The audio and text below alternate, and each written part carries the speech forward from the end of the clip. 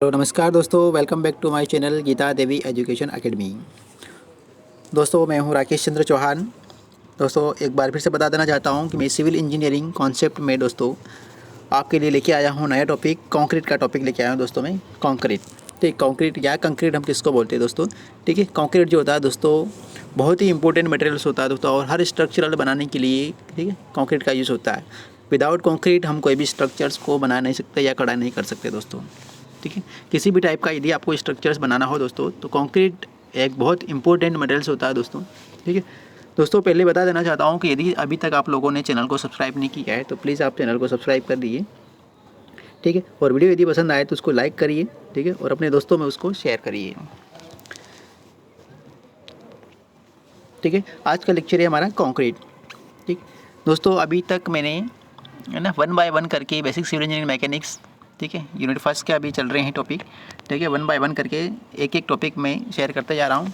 यदि आप लोगों ने पुराने पिछले जो भी लेक्चर्स नहीं देखे हैं, ठीक है, bricks, cement, lime, timber, stone, ठीक है, ये लेक्चर यदि अभी तक आप लोगों ने नहीं देखे तो प्लीज़ आप गीता देवी एजुकेशन एकेडमी में जाके आप सर्च कर सकते हैं। ठीक है, या आप डायरेक्ट इस लिंक को भी आप क्लिक करके कर जा सकते हैं। ठीक है, इस लिंक के थ्रू भी आप जा सकते हैं, या आप गीता देवी एजुकेशन एकेडमी नाम से आप सर्च कर लीजिए। ठीक है, आरसी चौहान, आरसीसी सर के नाम से भी आप सर्च कर लीजिए तो आपको मिल जाएगा। ठीक है, कंक्रीट दोस्तों आज स्टार्ट कर रहे हैं। ठीक है, आप लोगों को दिखाई दे रहा है दोस्तों यहाँ पे। ठीक है, कंक्रीट एक बिल्डिंग मटेरियल्स होता है दोस्तों, जो कि बहुत ही इंपॉर्टेंट होता है। ठीक है, आप लोगों को पता है कि कंक्रीट का यूज़ कहाँ पे होता है और कैसे होता है, कौन कौन से मिक्सचर्स या इसके अंदर इंग्रेडिएंट्स प्रेजेंट होते हैं और किस प्रकार से कंक्रीट को बनाते हैं। ठीक है, यदि हम बात करते हैं कि कंक्रीट क्या होता है दोस्तों, तो concrete is a composite product obtained artificially by hardening of mixture of cement, sand, gravel, है ना, gravel means aggregate and water in pre determined proportion. Pre determined मतलब कुछ भी प्रोपोर्शंस रहता है, स्टैंडर्ड रेशियो रहता है दोस्तों। हमारा आईएएस कोड जो होता है, Indian standard code civil engineering में यूज़ होता है। ठीक है, तो उसका अकॉर्डिंग जो प्रोपोर्शंस होता है दोस्तों, ठीक है, जिस भी ग्रेड की हम सिलेक्ट करेंगे उसका कुछ प्रोपोर्शंस होता है। ठीक है, तो उस प्रोपोर्शंस को हम क्या करेंगे, प्री डिफाइंड जो प्रोपोर्शंस रहता है, ठीक है, उसके साथ में हम सीमेंट, सैंड और एग्रीगेट और वाटर का मिक्सचर मिलाते हैं।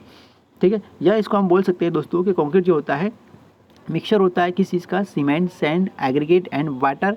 ठीक, एंड आल्सो एडमिक्सचर्स। ठीक है, एडमिक्सचर दोस्तों क्या होता है कि कुछ एडमिक्सचर्स होते हैं जिसको मैं कंक्रीट की यदि हमको प्रॉपर्टी में एनहेंस करना है, है ना, इंप्रूव करना है, तो कुछ एडमिक्सचर्स में आता है, वो हम आगे डिस्कस करेंगे। ठीक है, तो कंक्रीट जो होगी दोस्तों हमारा क्या होगी कि is a composite material in which shape binding materials. Binding materials में मैंने बताया दोस्तों किसको बोलते हैं, हम सीमेंट को बोलते हैं, इसके अलावा लाइम को बोलते हैं। ठीक है, तो जो भी हम मटेरियल्स में यूज़ कर रहे हैं, सीमेंट यदि यूज़ कर रहे हैं तो हमारा सीमेंट कंक्रीट हो जाएगा, लाइम यदि यूज़ कर रहे हैं तो लाइम कंक्रीट हो जाएगा। Binding materials mixed in water on solidification binds the inert particles of well grained fine and coarse aggregate। Fine मतलब फाइन एग्रीगेट यदि हम दोस्तों बात करें तो हम सैंड को बोलते हैं, और कोर्स एग्रीगेट यदि बात करें तो क्रश्ड स्टोन जो होता है जिसको हम बोलते हैं गिट्टी। ठीक है, गिट्टी को यूज़ करते हैं, और फाइन एग्रीगेट यानी सैंड यानी रेती को हम बोलते हैं। ठीक, इसके अलावा बाइंडिंग मटेरियल्स में दोस्तों हम सीमेंट एंड लाइम को दोनों को यूज़ करते हैं। ठीक है, cement and lime are generally used as a binding materials whereas sand cinder is used is fine aggregate. ठीक है, सैंड और सिंडर जो होता है दोस्तों तो फाइन एग्रीगेट के रूप में हम यूज़ करते हैं। And crushed stones, gravel, broken bricks, ठीक है, क्लिंकर्स आर यूज्ड ऐसे कोर्स एग्रीगेट के फॉर्म में इसको यूज़ करते हैं। ठीक है, अब इसके बाद हम बात करते हैं कि कौन कौन से इंग्रेडिएंट्स होते हैं दोस्तों। ठीक है, तो इंग्रेडिएंट्स हम आगे देखते हैं।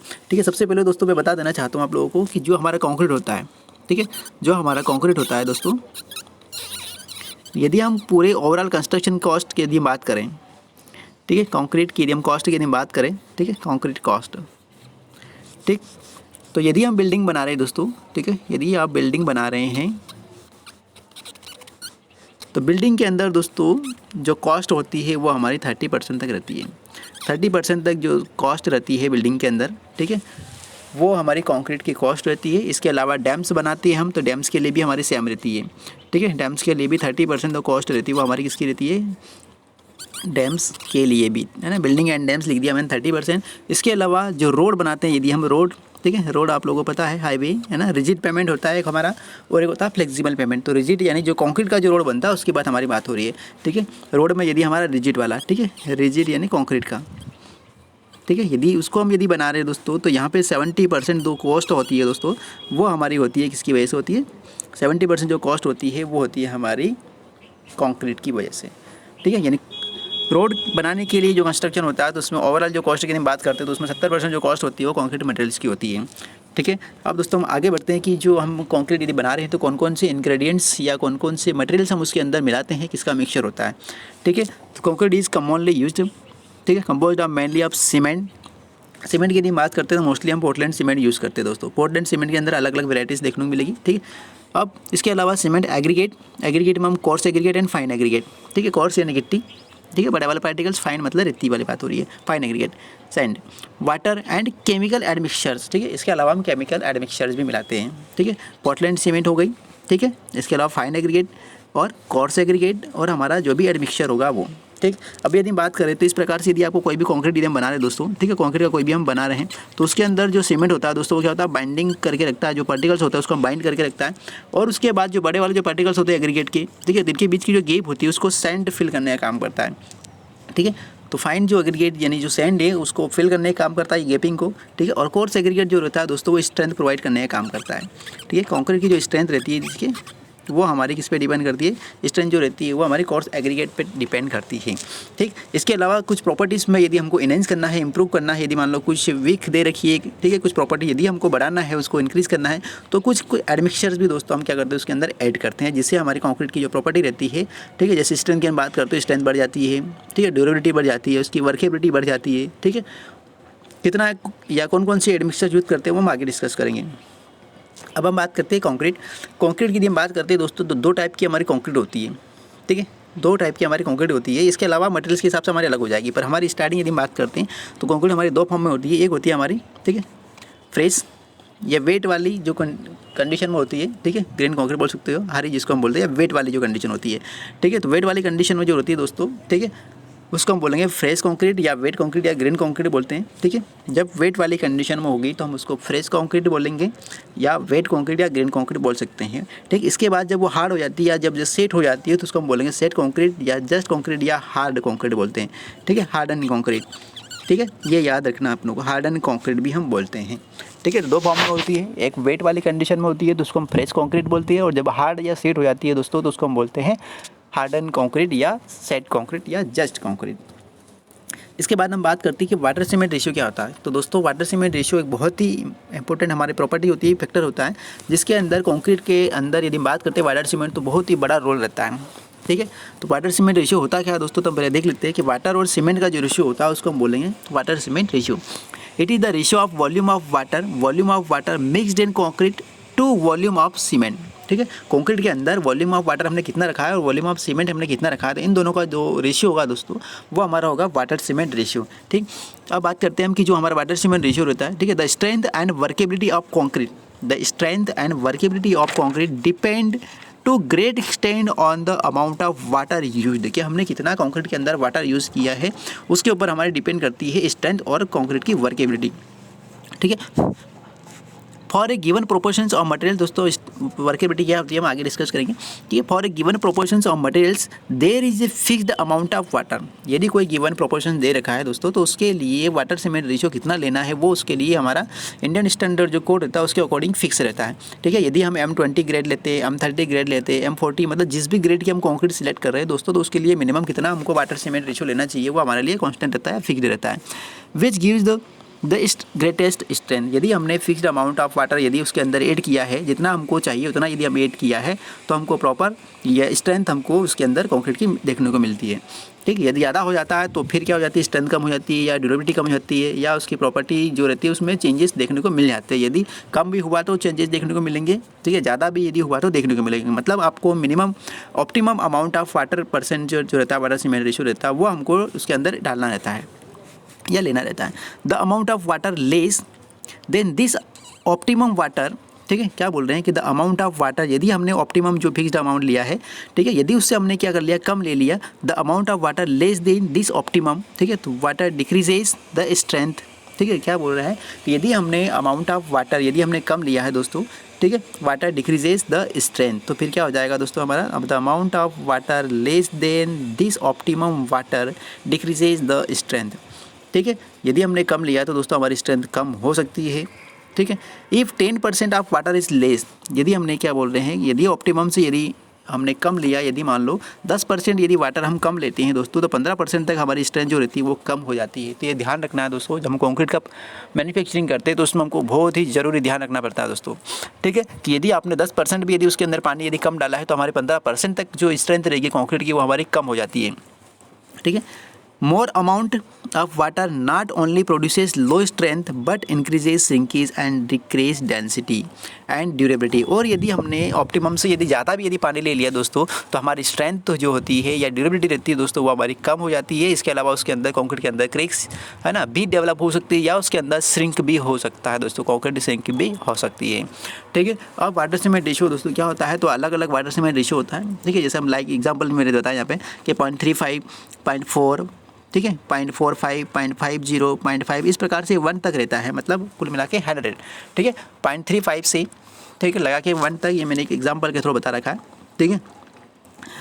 अब हम बात करते हैं कि जैसे जैसे हमारी वाटर सीमेंट रेशियो यदि मान लो बढ़ रहा है, ठीक है, वाटर सीमेंट रेशियो यदि हमारा दोस्तों बढ़ रहा है, ठीक है, वाटर सीमेंट रेशियो यदि हमारा बढ़ रहा है, इसका मतलब हमारी कंक्रीट की जो ग्रेड रहेगी दोस्तों वो हमारी क्या होती है, कम होती है, ठीक है। कंक्रीट की ग्रेड जो रहती है दोस्तों वो क्या होती है, हमारी कम रहती है, ठीक है। ग्रेड क्या होती है, हमारी कम रहती है। कम मतलब मान सकते हैं कि आप, ठीक है, M20 मान सकते हैं, ठीक है, M15 मान सकते हैं, ठीक है। इस प्रकार से जो हमारी ग्रेड रहेगी वो कम होती जाएगी। जैसे जैसे वाटर सीमेंट रेशियो हमारा बढ़ता जाएगा वैसे वैसे हमारी ग्रेड क्या होती जाएगी, कम होती जाएगी, ठीक। इसका उल्टा यदि हमारी ग्रेड यदि क्या हो रही है, कम हो रही है, तो हमारी क्या होती जाएगी, इधर बढ़ती जाएगी दोस्तों, ठीक है। जैसे M30 मान लेते हैं हम, ठीक है, M30 इधर M40, इस प्रकार से हमारी ग्रेड जो रहती है वो बढ़ती जाती है। कुल मिला के आप बोल सकते हो कि यदि हमको, ठीक है, अब यहाँ पे M20 और M30 ये दोस्तों ये जो है, ठीक है, M जो होता है दोस्तों मिक्सचर होता है यानी प्रोपोर्शंस होता है, और 20 जो होता है या 30 जो नंबर्स दे रखे इसके अंदर, ठीक है, M फॉर मिक्स को डिनोट कर रहा है, ठीक है। और जो भी नंबर्स उसके साथ में दे रखे M के साथ में, वो नंबर्स दोस्तों कंक्रीट की कैरेक्टरिस्टिक्स कॉम्प्रेसिव स्ट्रेंथ को डिनोट कर रहा है। उसके 28 डेज पे यदि हम चेक कर रहे हैं तो उसको डिनोट कर रहा है, ठीक है।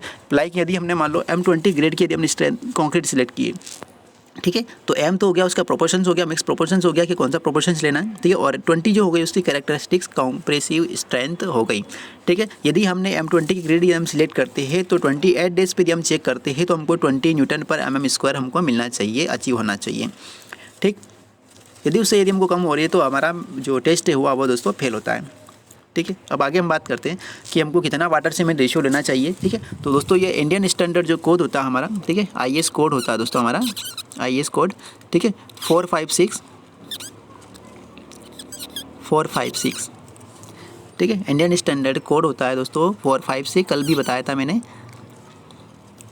456 और 1978 और इसके अलावा लेटेस्ट यदि हम बात करते हैं 2000 वाला, ठीक है, 1978 को अपडेट किया गया है और 2000 है, ठीक है। तो इस इंडियन स्टैंडर्ड कोड के अंदर दोस्तों कंक्रीट की जो डिज़ाइन होती है ना, वो उसके अंदर मिल जाएगी हमको RCC डिज़ाइन की, ठीक है। अब हम बात करते हैं यहाँ पे कि कितना हमको मिलना चाहिए, कितना लेना चाहिए, कितना नहीं लेना चाहिए, कितना हमारे लिए ऑप्टिमम या सूटेबल रहता है, ठीक है। हम बात करते हैं कि मिनिमम सीमेंट कंटेंट, यदि आप मिनिमम सीमेंट कितना ले रहे हैं, ठीक है, तो मैक्सिमम वाटर सीमेंट रेशियो कितना होना चाहिए, और मिनिमम ग्रेड आप कंक्रीट कितनी होना चाहिए, ठीक है। और अलग अलग एक्सपोजर कंडीशन के लिए, ठीक है, एक्सपोजर कंडीशन की बात करते हैं तो पहले में सीरियल नंबर हो गया, सेकंड में हमारा हो गया एक्सपोजर कंडीशन, मतलब किस प्रकार का कंडीशन में अपने मटेरियल्स को रखा हुआ है या आप जो प्रोसेस कर रहे हैं वो कौन से एक्सपोजर में कर रहे हैं। कि माइल्ड मतलब बिल्कुल लो क्वालिटी वाला हो गया, ए मॉडरेट मतलब थोड़ा सा उसे हाई क्वालिटी, ठीक है। इंस्पेक्शन मतलब एक तरह से आप इंस्पेक्शन यदि कर रहे हैं कि ठीक है। फिर सेवर कंडीशन थोड़ी सी और अच्छी है ना, वेरी सेवर मतलब और उससे अच्छी, और एक्सट्रीम मतलब बहुत ही अच्छी कंडीशन में यदि आपने, ठीक है, प्रोसेस यदि सारी की ये मटेरियल मसाला यदि आपने रखा हुआ है, ठीक है, तो वो हमारा हो जाएगा एक्सपोजर कंडीशन हो जाएगा, ठीक है। तो माइल्ड हमारी बहुत कम, बहुत ही लोवेस्ट वाली होती है, सबसे कम वाली कैटेगरी, ठीक है। और एक्सट्रीम जो होती है सबसे हाई कैटेगरी वाली होती है, ठीक। अब यदि हम बात करते हैं यहाँ पे प्लेन कंक्रीट होता है दोस्तों जिसके अंदर स्टील नहीं होता है, और एक होता है हमारा रेनफोर्स्ड कंक्रीट जिसके अंदर स्टील होता है, मतलब सरिया जिसके अंदर प्रोवाइड करते हैं कंक्रीट के अंदर, वो होगा हमारा रेनफोर्स्ड कंक्रीट जिसको हम बोलते हैं RCC। और जिस कंक्रीट के अंदर हम सरिया यूज़ नहीं करते, स्टील बार यूज़ नहीं करते हैं, उसको हम बोलेंगे प्लेन सीमेंट कंक्रीट या प्लेन कंक्रीट, ठीक। यदि हम प्लेन कंक्रीट यदि यूज़ कर रहे हैं दोस्तों, ठीक है, तो पहले वाले जो हमारा दे रखा है, ठीक है, ये प्लेन कंक्रीट के लिए दे रखा है। प्लेन कंक्रीट यदि यूज़ कर रहे हैं तो मिनिमम सीमेंट कंटेंट उन्होंने दे रखा है। जब हम डिज़ाइन करते हैं कंक्रीट की तो मिनिमम सीमेंट कंटेंट यदि आपने, ठीक है, माइल्ड एक्सपोजर कंडीशन यदि आपने सिलेक्ट किए, कि माइल्ड एक्सपोजर कंडीशन यदि आप सिलेक्ट किए तो दोस्तों मिनिमम सीमेंट कंटेंट आपको कितना रखना है, 220 kg/m³ आपको रखना ही पड़ेगा। जब हम डिज़ाइन करते हैं इतना आना ही चाहिए, इससे कम आप नहीं ले सकते, इससे ज़्यादा यदि आ रहा तो कोई दिक्कत नहीं। फिर मैक्सिमम फ्री वाटर सीमेंट जो रेशियो होना, यदि आपका इतना यदि आ रहा है माइल्ड के लिए, तो दोस्तों आपका वाटर सीमेंट जो रेशियो लेना है कम से कम आपको इतना लेना ही पड़ेगा, ठीक है। मतलब और इतना ऑप्टिमम दे रखा है कि हमको 0.60 हमको वाटर और सीमेंट का रेशियो दोस्तों लेना ही पड़ेगा। अब इसके लिए ग्रेड जो है दोस्तों, ग्रेड दे नहीं रखिए, ठीक है। M15 से नीचे वाले ग्रेड आप ले सकते हैं, कोई दिक्कत नहीं है। M15 भी ले सकते हैं, M10 भी ले सकते हैं, ठीक है। मतलब लोअर वाली जो ग्रेड होगी दोस्तों वहाँ पे आप ले सकते हैं माइल्ड एक्सपोजर कंडीशन के लिए, ठीक। अब इसके बाद इसी का हम यदि हम RCC कंक्रीट यदि बना रहे हैं, रेनफोर्स्ड कंक्रीट यदि हम डिज़ाइन कर रहे हैं दोस्तों, तो वहाँ पे हमको मिनिमम सीमेंट कंटेंट जो लेना है वो इतना लेना है, कितना 300 kg पर मीटर क्यूब आपकी कम से कम सीमेंट कंटेंट आपका होना चाहिए, ठीक। और इतना यदि हुआ तो आपको वाटर सीमेंट जो रेशियो लेना है दोस्तों, वहाँ पे आपको 0.55 लेना है। मतलब यहाँ पे वाटर और सीमेंट रेशियो क्या हो जाएगा, थोड़ा सा कम हो जाएगा, ठीक। और यहाँ पे यदि ग्रेड की हम बात करते हैं तो वो हो गया हमारी M20 की ग्रेड होगी दोस्तों, ठीक है। M20 की ग्रेड यदि आप ले रहे हैं, ठीक है, तो उसके लिए मैक्सिमम वाटर सीमेंट रेशियो इतना होना चाहिए, इससे ज़्यादा आप नहीं ले सकते। और मिनिमम सीमेंट कंटेंट जो होना चाहिए दोस्तों आपको इतना होना चाहिए 300 kg पर मीटर क्यूब। इसके बाद यदि मान लो आपको कुछ और भी यदि आप मॉडरेट कंडीशन में यदि आप ले रहे हैं, ठीक है, मॉडरेट कंडीशन यदि है, मान लो M20 की ग्रेड यदि आप यूज़ कर रहे हैं, ठीक है, रेनफोर्स्ड कंक्रीट के लिए आप यदि यूज़ कर रहे हैं, तो हमारा मैक्सिमम वाटर सीमेंट रेशियो कितना होना चाहिए, 0.50 होना चाहिए। और हमारी जो सीमेंट होना चाहिए वो 300 kg पर मीटर क्यूब होना चाहिए। प्लेन सीमेंट की यदि हम बात करते हैं, ठीक है, तो प्लेन कंक्रीट में हमारा M15 आ जाएगा, ठीक है। और वाटर सीमेंट रेशियो हमारा कांस्टेंट रहेगा वापस 0.6, और यहाँ पे जो सीमेंट कंटेंट जो रहेगा वो 240 kg पर मीटर क्यूब हो जाएगा। तो इस प्रकार से हम देखते हैं दोस्तों कि यदि हमारी ग्रेड ऑफ कंक्रीट यदि क्या हो रही है, ग्रेड ऑफ कंक्रीट यदि क्या हो रही है, बढ़ रही है, ठीक है। ग्रेड ऑफ कंक्रीट M15 हुआ, M20 हुआ, फिर 20 और M25, इस प्रकार से यदि मान लो हमारी ग्रेड बढ़ रही है कुछ, ठीक है। जैसे यहाँ पे M15 था तो यहाँ पे रेशियो कितना था हमारा 60 था, ठीक है। मैक्सिमम फ्री वाटर सीमेंट कितना था 0.60। M20 यदि हो गया तो कितना हो गया यहाँ पे 0.50 हो गया, और M25 हुआ तो हमारा कितना हो गया 0.40। इसका मतलब ये हुआ दोस्तों, यदि आप हाई स्ट्रेंथ ग्रेड यदि हमको चाहिए, कंक्रीट की स्ट्रेंथ यदि आपको ज़्यादा चाहिए, तो वाटर सीमेंट जो रेशा रखना रहता है तो वो थोड़ा सा कम रहता है बेटा, ठीक है। जैसे जैसे स्ट्रेंथ बढ़ती जाती है वैसे वैसे वाटर सीमेंट रेशियो जो रहता है वो तो हमको कम रखना पड़ता है, ठीक। इसके बाद हम बात करते हैं कि वर्केबिलिटी हमारी क्या होती है। वर्केबिलिटी की यदि हम बात करते हैं दोस्तों, तो वर्केबिलिटी का मतलब होता है यहाँ पे सिंपल यदि लैंग्वेज में यदि बात करूँ तो कंक्रीट की जो वर्क करने की जो एबिलिटी होगी दोस्तों, ठीक है। अपन जो कंक्रीट के अंदर जो वर्क करेंगे उसका कॉम्पैक्शन करेंगे, प्लेसिंग करेंगे, मिक्सिंग करेंगे, हैंडलिंग करेंगे, ट्रांसपोर्ट करेंगे, उसको प्लेस करवाएंगे। तो इस प्रकार की जो हम प्रोसेस उसके अंदर कर रहे हैं कंक्रीट के अंदर, कंक्रीट को बनाने के लिए, तो ये सारी जो प्रोसेस दोस्तों जिस कंक्रीट के अंदर आसानी से हो जाए उस कंक्रीट को हम बोलेंगे वर्केबल कंक्रीट, ठीक है। ये मेरे लैंग्वेज में मैंने आपको आसानी से बिल्कुल छोटे से तरीके से बता दिया है। अब बात करते हैं हम कि वर्केबिलिटी ऑफ कंक्रीट होती क्या है। तो it is the amount of internal work, ठीक है, it is the amount of work required, ठीक है, इंटरनल वर्क या work required to place concrete, ठीक है, to required to place concrete and compact it thoroughly. मतलब आपको मिनिमम अमाउंट ऑफ वर्क कितना रिक्वायर पड़ रहा है, ठीक है, the amount of work required to place concrete, concrete को प्लेस करने एंड उसको कॉम्पैक्ट करने के लिए, यूनिफॉर्म तरीके से कॉम्पैक्ट करने के लिए जो हमको वर्क रिक्वायर्ड पड़ रहा है, तो उसमें कोई डिफिकल्टी तो नहीं हो रही है। यदि डिफिकल्टी नहीं हो रही है, आसानी से यदि हो रहा है, तो दोस्तों हम उसको बोलेंगे वर्केबल कंक्रीट। या बोल सकते हैं कि workability of concrete increases with the addition of water, ठीक है। मतलब वर्केबिलिटी कंक्रीट हम ही देखते हैं, ठीक है, जो सीमेंट सैंड एग्रीगेट और वाटर यदि हम मिलाते हैं, ठीक है, और यदि हम सॉवेल यानी पावड़ा जो होता है उससे यदि हम मसाले को मिलाते हैं दोस्तों, ठीक है, मिक्सिंग करते हैं उसको, तो आप लोगों ने देखा होगा यदि उसके अंदर पानी यदि कम रहता है तो हमको मिक्सिंग करने में क्या होती है, दिक्कत होती है, डिफिकल्टी होती है, ठीक। तो उसको आप बोल नहीं सकते कि वर्केबल है ये, ठीक। पर यदि उसके अंदर वाटर सीमेंट रेशियो मतलब ज़्यादा यदि हो गया, पानी यदि ज़्यादा कर देते हैं हम, तो हमको वर्केबल लगती है। मतलब हमको फावड़ा चलाने में, जो सॉवेल होता है, ट्रॉवेल चलाने में, वो हमको आसानी रहती है, ठीक। तो यहाँ पे बोल रहे हैं कि वर्केबिलिटी ऑफ कंक्रीट इंक्रीज होगी यदि हमने addition of, sorry for disturb, ठीक है। क्या बोल रहे हैं कि यदि हमको वर्केबिलिटी को यदि इंक्रीज करना है, ठीक है, वर्क करने की एबिलिटी यदि हमको इंक्रीज करना है, तो एडिशन ऑफ वाटर हमको क्या करना पड़ेगा, वर्केबिलिटी का concrete increases with the addition of water, ठीक है। एडिशन ऑफ वाटर यदि हमने इंक्रीज कर दिया, वाटर ऐड करना इंक्रीज बढ़ा दिया, तो हमारी वर्केबिलिटी क्या हो जाएगी, बढ़ जाएगी, but it reduces the strength, ठीक है। बट दोस्तों क्या होगा इससे, यदि हमने वाटर सीमेंट रेशियो यदि बढ़ा दिया या वाटर कंटेंट यदि बढ़ा दिया, तो हमारी वर्केबिलिटी तो क्या हो जाती है, बढ़ जाती है, बट हमारी कंक्रीट की जो स्ट्रेंथ रहती है दोस्तों, तो वो हमारी क्या हो जाती है, कम हो जाती है।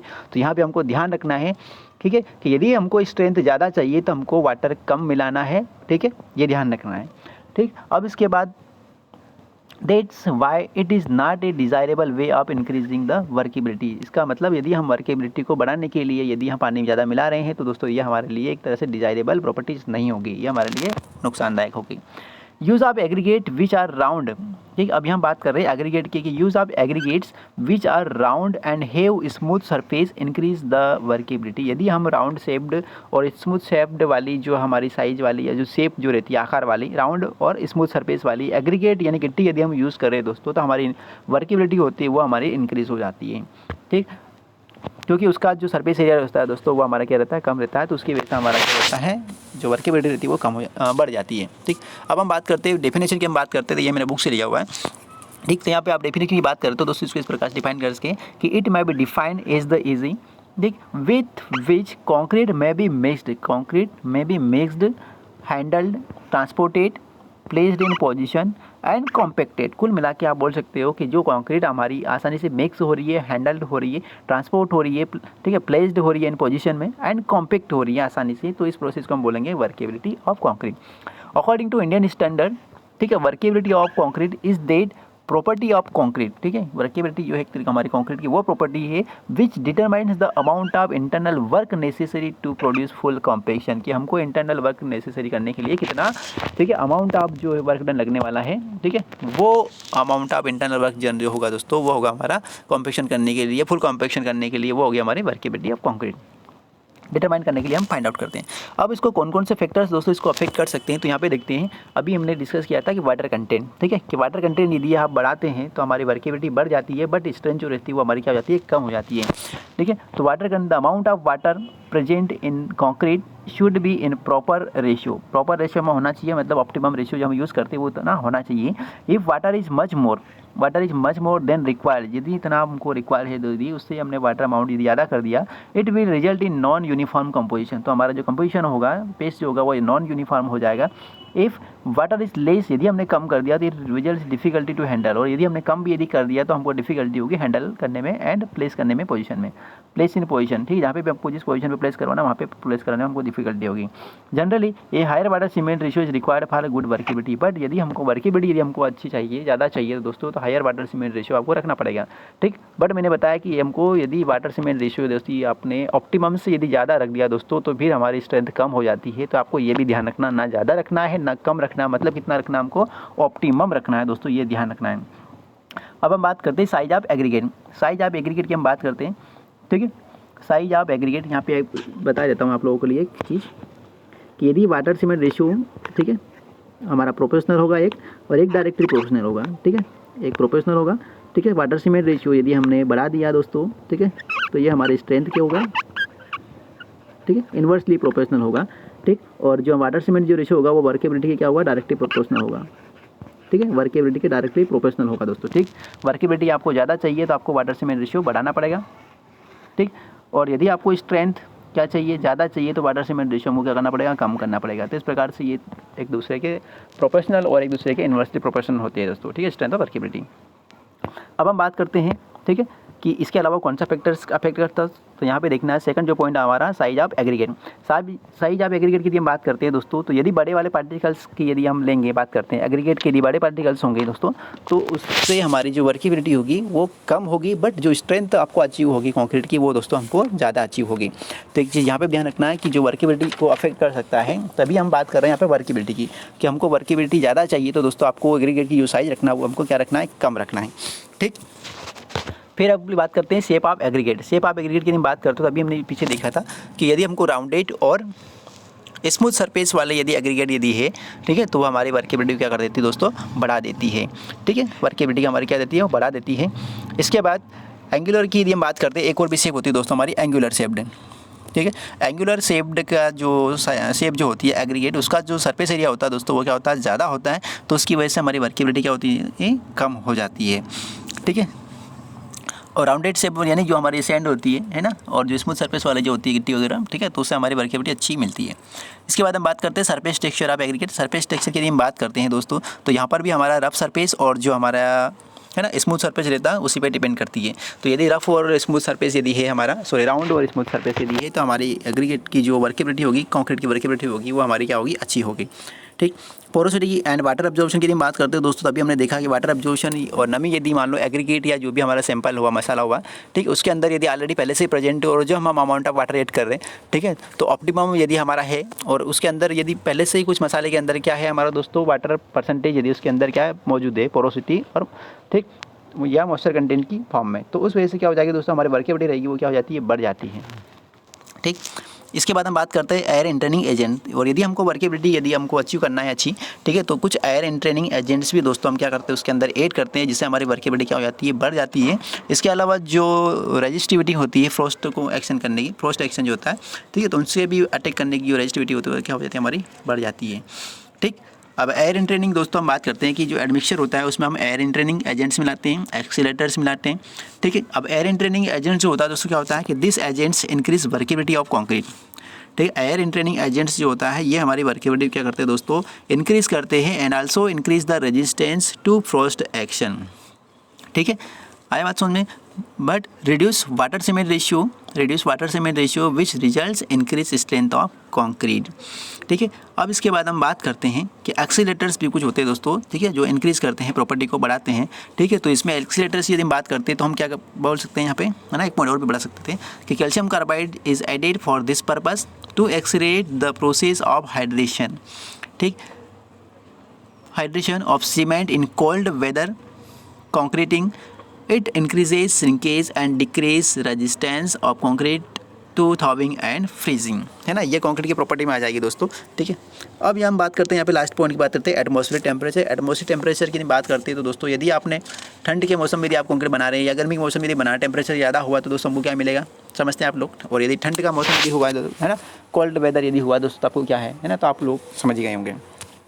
तो इसकी वजह से भी हमारे क्या होगी, कंक्रीट अफेक्ट करती है वर्केबिलिटी कंक्रीट की, ठीक। अब इसके बाद हम बात करते हैं दोस्तों इसके अंदर सेग्रीगेशन, है ना, सेग्रीगेशन भी हमारी क्या कंक्रीट की प्रॉपर्टी है। इसके अलावा ब्रीडिंग भी हमारी कंक्रीट की प्रॉपर्टी होती है। सेग्रीगेशन की यदि हम बात करते हैं दोस्तों तो यहाँ पर बिल्कुल सिंगल लैंग्वेज में बात करते हैं कि segregation is defined as the separation of coarse aggregate particles, ठीक है, defined is the separation of coarse aggregate particles. Coarse aggregate वाला जो पार्टिकल्स होंगे दोस्तों उसका क्या होना, सेपरेशन होना from concrete mass in its plastic stage. जब फ्रेश वाले जो कॉन्क्रीट होती है दोस्तों तो उस कंडीशन में यदि वाटर सीमेंट रेशियो यदि ज़्यादा हो जाता है दोस्तों, वाटर कंटेंट यदि ज़्यादा हो जाता है कॉन्क्रीट के अंदर, तो हमारा जब प्लेस करवाते हैं दोस्तों तो उस कंडीशन में बड़े वाले जो पार्टिकल्स होंगे यानी कोर्स वाले पार्टिकल्स होंगे कोर्स एग्रीगेट के, तो वो हमारे क्या होता है, सेपरेट हो जाते हैं कॉन्क्रीट के मास से, ठीक। इस प्रोसेस को हम बोलते हैं सेग्रीगेशन, मतलब सेपरेट होना, ठीक है, बड़े वाले पार्टिकल्स का सेपरेट होना। It is harmful to concrete properties दोस्तों, तो यह हमारे लिए क्या हो, एक तरह से हार्मफुल प्रॉपर्टीज़ होती है। क्यों होती है, क्योंकि मैंने बताया कि कॉन्क्रीट की जो स्ट्रेंथ रहती है हमारी मोस्टली वो डिपेंड करती है हमारी किसके ऊपर डिपेंड करती है, वो एग्रीगेट के ऊपर। और यदि एग्रीगेट ही हमारी क्या हो जाएगी, अलग हो जाएगी, तो फिर हमारी स्ट्रेंथ जो अचीव होना चाहिए वो हमारी वीक अचीव होगी या कमज़ोर हमारी होगी। Sand breaks, rock pockets and porous layers in hardened concrete are the results in segregation. बड़े वाले पार्टिकल्स को मिला के अलग होना। Segregation increases when the content या concrete mixture is very lean and wet. यदि ज़्यादा हुआ या very lean यदि हुआ concrete mixture तो दोस्तों हमारा segregation increase हो जाता है, ठीक है। तो आपको ये भी ध्यान रखना है कि वाटर सीमेंट रेशियो या वाटर कंटेंट ज़्यादा नहीं होना चाहिए, ठीक है। और एक और भी ध्यान रखना है कि सेग्रीगेशन कब होगा दोस्तों, यदि हम कंक्रीट को प्लेस करवा रहे हैं, कंक्रीट को यदि हम कहाँ करवा रहे हैं, नीचे ग्राउंड पे प्लेस करवा रहे हैं, तो दोस्तों आपको याद रखना है कि 1 मीटर की हाइट से आपको ज़्यादा नहीं रखना है, ठीक है। 1 मीटर की हाइट से आपको ज़्यादा नहीं रखना है, ठीक है, नॉट ग्रेटर देन 1 मीटर, ठीक है। जो कंक्रीट को हम प्लेस करवाते हैं दोस्तों तो आपको ध्यान रखना है 1 मीटर की ज़्यादा से आपको हाइट से ज़्यादा नीचे आपको नहीं फेंकना है, ठीक है। 1 मीटर आप मैक्सिमम रख सकते हैं, इससे आपको ज़्यादा नहीं रख सकता है, अदरवाइज़ हमारा सेपरेशन होना स्टार्ट हो जाएगा कोर्स पार्टिकल्स का, यानी सेग्रीगेशन होना स्टार्ट हो जाएगा। इसके बाद दोस्तों हम बात करते हैं नेक्स्ट प्रॉपर्टी की, ब्लीडिंग। ब्लीडिंग यदि हम बात करते हैं, ठीक है, तो ब्लीडिंग किसको बोलेंगे, the tendency of water to rise to the surface of freshly placed concrete. जब फ्रेशली प्लेस्ड वाली जो कंक्रीट होती है दोस्तों, फ्रेश कंक्रीट होती है, जब उसको प्लेस करवाते हैं, ठीक है, स्मूथ सरफेस करते हैं, लेवल करते हैं उसको, तो जो एक्सेस अमाउंट ऑफ वाटर होता है दोस्तों, एयर जब उसके अंदर प्रेजेंट होती है मान लो कंक्रीट मास के अंदर, तो जो एयर के फॉर्म में क्या होता है, वाटर जो रहता है वो राइज होना स्टार्ट हो जाता है, एयर वाटर, ठीक है। Tendency of water to rise to the surface of freshly placed concrete, ठीक है। तो जो एक्स्ट्रा वाटर होता है वो हमारी कंक्रीट के सरफेस के ऊपर आ जाता है, राइज हो जाता है, तो इस प्रोसेस को दोस्तों हम बोलते हैं bleeding, is known as bleeding. Due to bleeding, ठीक है, ड्यू टू ब्लीडिंग यदि हमारी ब्लीडिंग हो रही है तो हमारी ह्यूमिडिटी ऑफ कंक्रीट जो होती है वो क्या होती है, डिस्टर्ब हो जाती है, which results in weak and porous concrete. और उसकी वजह से हमारी जो कंक्रीट की जो स्ट्रेंथ हो जाती है वो कम हो जाती है या हमारी कंक्रीट पोरस हो जाती है, वीक और पोरस हो जाती है, ठीक। इसके बाद हम बात करते हैं types of concrete for workability testing of concrete for workability, ठीक है। कंक्रीट की यदि हमको वर्केबिलिटी यदि का चेक करना है, ये टेस्ट करना है, तो कौन कौन से टाइप के टेस्ट हमको करना है। तो दोस्तों यहाँ पे मैं मोस्टली जो यूज़ होते हैं स्लम टेस्ट होता है दोस्तों, फील्ड पे हम ये यूज़ कर रहे थे स्लम टेस्ट, और कॉम्पैक्शन फैक्टर टेस्ट होता है हमारा लैब के अंदर, ठीक है। स्लम को हम फील्ड पे भी चेक कर सकते हैं, लैब के अंदर भी चेक कर सकते हैं, ठीक है। तो मोस्टली जो हम यूज़ करते हैं दोस्तों वो स्लम टेस्ट करते हैं और कॉम्पैक्शन फैक्टर करते हैं। इसके अलावा दोस्तों वीबी टेस्ट भी होता है, ठीक है। वीबी टेस्ट भी होता है, पर यहाँ पे मैं डिस्कस नहीं करने वाला हूँ। वीबी टेस्ट और इसके अलावा फ्लोर टेस्ट भी होता है, ठीक है। फ्लोर टेस्ट भी होता है कंक्रीट की वर्केबिलिटी फाइंड आउट करने के लिए। तो मोस्टली जो हम यूज़ करते हैं दोस्तों वो हमारे स्लम कॉन टेस्ट या स्लम टेस्ट या कॉम्पैक्शन फैक्टर टेस्ट। पहले हम बात करते हैं स्लम टेस्ट की। तो स्लम टेस्ट की हम बात करते हैं तो यहाँ पे ऑपरेटर्स दिखाई दे रहा है आपको इस प्रकार से, ठीक है। स्लम टेस्ट दोस्तों लेक्चर का टाइम थोड़ा ज़्यादा हो जाएगा, ठीक है। तो मैं अगले वाला लेक्चर में दोस्तों इस वाले टेस्ट को लेने वाला हूँ, यानी जो टेस्टिंग ऑफ कंक्रीट जो होंगे, टेस्ट ऑफ कंक्रीट के अंदर वर्केबिलिटी और स्ट्रेंथ वाले जो हो, ठीक। और इसके अलावा इसकी जो प्रोसेस होगी मैन्युफैक्चरिंग प्रोसेस, वो मैं नेक्स्ट लेक्चर में लेने वाला हूँ, ठीक है। आई होप आप सभी को वीडियो पसंद आया होगा, ठीक है। आई होप आप सभी को वीडियो पसंद आया होगा, मुझे अच्छे से पता है, ठीक है। और यदि पसंद आया दोस्तों फटाफट से इसको लाइक कर दीजिए, और अभी तक शेयर नहीं किया तो इसको शेयर भी कर दीजिए, ठीक है। और बेल आइकन को आप प्रेस कर दीजिए ताकि मैं नेक्स्ट जो वीडियो लेके आने वाला हूँ दोस्तों टेस्टिंग और मैन्युफैक्चरिंग प्रोसेस वाला, तो उसका जानकारी आपके पास सबसे पहले पहुँचे, ठीक है। दोस्तों कहीं जाइएगा नहीं, ठीक है। फिर से कम बैक होते हैं हम। Thank you so much. और चैनल यदि सब्सक्राइब नहीं किया तो प्लीज़ आप चैनल को सब्सक्राइब कर लीजिए। थैंक